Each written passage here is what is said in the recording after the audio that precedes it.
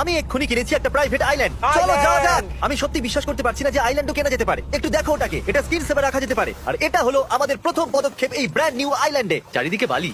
আপনাদের মধ্যে কেউ হয়তো ভাবছেন এই আইল্যান্ডটা আমার হতে পারে না। এই জন্য আমি এনেছি এই ডকুমেন্ট যেগুলো প্রমাণ করে দেয় এই আইল্যান্ডটা আমার। প্রয়োজনীয় সমস্ত জিনিসপত্র আছে তো? সবকিছুই আছে হ্যাঁ, আমাদের সবকিছু কাছে। আছে তোমরা আমাদের কাছে। যেতে পারো। এই, কোথায় যাচ্ছ? কোথায় যাচ্ছ? এগোতে থাকো, যাও।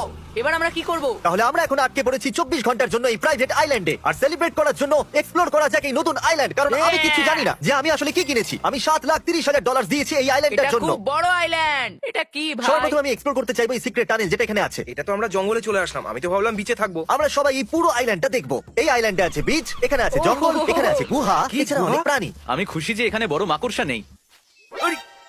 আরে এটা তো আসলে ঠিক কিছুই আছে। নয়, ছোট্ট একটা ডাল। ও এখানে তো দুটো রাস্তা এসে গেছে। বয়েজ কোন দিকে যেতে চাইবে, রাইট না লেফট? Left. ওকে তাহলে চলো যাওয়া যাক। ঠিক আছে। Bye cameraman. এটাই ঠিক রাস্তা। এখানকার পশু পাখিরা আমাকে বলেছে। ও মাই গড, কি? এটা কি? দাঁড়াও দাঁড়াও দাঁড়াও দাঁড়াও দাঁড়াও দাঁড়াও, তারিখ দেখো।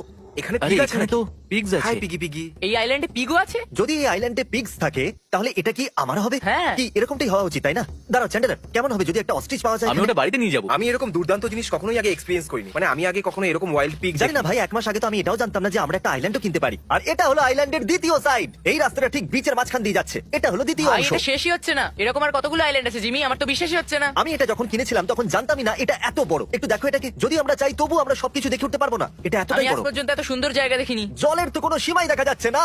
আমরা সত্যি ফেসে গেছি সমুদ্রের একেবারে মাঝখানে। শুধু 24 ঘন্টা থাকাটা কি দরকারি? তবে আমার এটাতে কোনো অসুবিধা নেই, এটা দারুণ জায়গা। আর কাল আমরা লটারি টিকিট ভিডিওর সমস্ত লোকেদের ধরে এখানে নিয়ে আসবো, ওদের মধ্যে কম্পিটিশন করাবো। এই পাথরের নিচে সেই গুহাটা আছে যার কথা আমি বলছিলাম। ভাই এটা দারুণ, কি সুন্দর এটা। আমাদের ভাটার অপেক্ষা করতে হবে, যখন জল নিচে আসবে তখন আমরা যাবো। চ্যানেলের নাম কি রাখবে? 5 4 3 জেফ। এই আইল্যান্ডের নাম হলো এই জেফ। আইল্যান্ডের নাম হলো জেফ। আমার নাম হলো জেফ। এসো বন্ধুরা, চলো এবার আইল্যান্ডের দ্বিতীয় দিকে যাওয়া যাক। আরে ভাই অনেকটা যেতে হবে, কারণ আইল্যান্ডটা অনেকটা বড়। টাইলার